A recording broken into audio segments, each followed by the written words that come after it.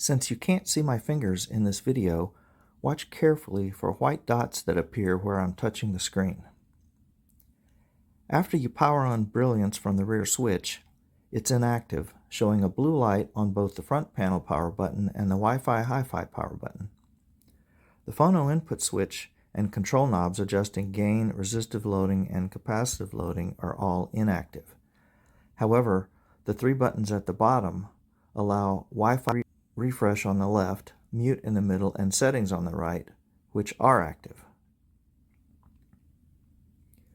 Pushing the power button activates Brilliance, and after 5 seconds, all controls are active.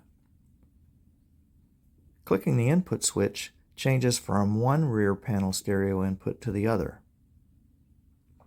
Notice that settings are saved for each input and change when input is switched.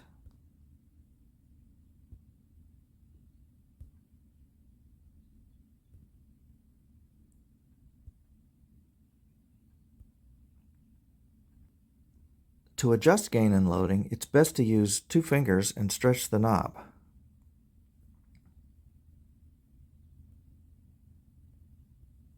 Touch near the edge of the knob near each tick mark to switch gain, resistor load, and capacitive load.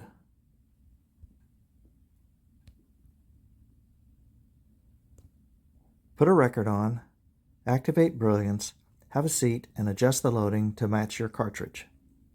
Happy listening!